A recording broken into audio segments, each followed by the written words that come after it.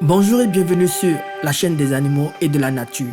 Aujourd'hui, nous allons parler de l'animal le plus petit au monde. Du moins, le mammifère le plus petit au monde. Le mammifère le plus petit au monde serait une chauve-souris appelée la kitty à nez de porc, dont le nom scientifique est imprononciable pour ma personne. Craseoni... Je vais y arriver. Craseoni... Non. Je réessaye. Craseonycteris tonglongai giai.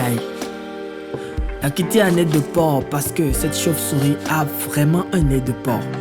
Vous vous doutez bien que ce qui lui vaut cet honneur de l'animal le plus petit au monde se joue sur sa taille et son poids. En effet, cette chauve-souris fait entre 2 et 3,3 cm, étant adulte pour un poids de 2 grammes environ, soit le 1/5 du poids d'un crayon. C'est-à-dire qu'un crayon fait 5 fois le poids de cette chauve-souris. Pour sa petite taille, cette chauve-souris est appelée aussi chauve-souris bourdon.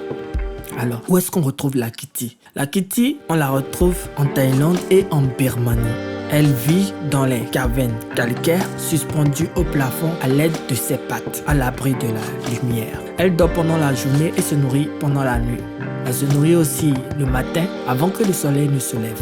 Comme Dracula. Coïncidence? Oui, coïncidence. Vous n'allez pas devenir vampire si vous vous faites mordre par cette chauve-souris. D'ailleurs, rien ne certifie que des vampires existent ou ont existé. Bon, continuons. Elle est de la famille des chiroptères, c'est-à-dire mammifères qui volent avec ses mains. La différence avec les oiseaux, c'est que les ailes de la chauve-souris ne sont pas des ailes de plumes, mais composées de ses doigts hypertrophiés. Genre parapluie quoi? Pas tout à fait, mais il y a des points ressemblants.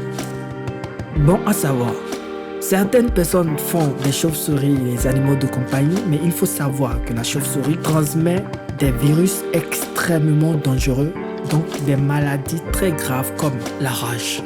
Mais peut-être en les domestiquant, ces chauves-souris ne sont pas exposées dans la nature à ces virus qu'elles transmettent.